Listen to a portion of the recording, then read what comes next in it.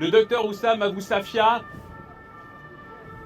a été enlevé par l'armée israélienne en décembre 2024 parce qu'il avait refusé de quitter l'hôpital dans lequel il travaillait. Il avait refusé de laisser ses patients. Il avait refusé de partir alors que son propre fils venait d'être assassiné 2 mois plus tôt. Et sa propre mère mourra d'une crise cardiaque quelques jours après son arrestation. Et les nouvelles qui nous parviennent aujourd'hui du docteur Oussam Abou Safia sont extrêmement inquiétantes, ça a été dit.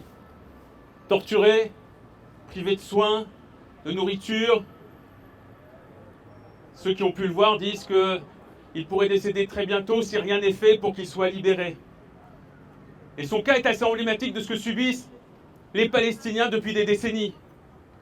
Les arrestations abusives, sans procès, sans motif, les tortures, les disparitions. Parce qu'évidemment, qu'est-ce qui est recherché ici par l'État israélien? C'est de faire taire un témoin gênant, un homme qui sait, un homme qui a vu, un homme qui pourrait raconter. Donc bien évidemment, tout cela s'inscrit dans un processus encore beaucoup plus long. Entre octobre 23 et décembre 25, 1700 personnels de santé ont été tués à Gaza.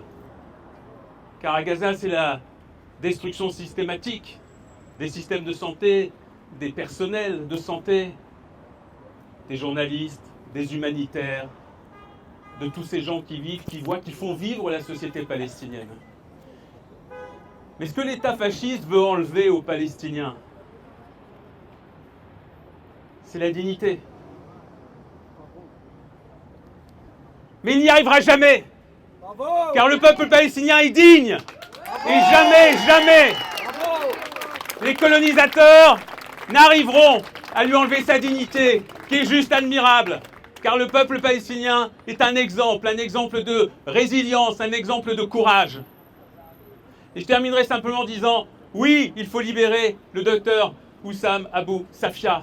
Mais il faut aussi rester totalement mobilisé pour la libération du peuple palestinien.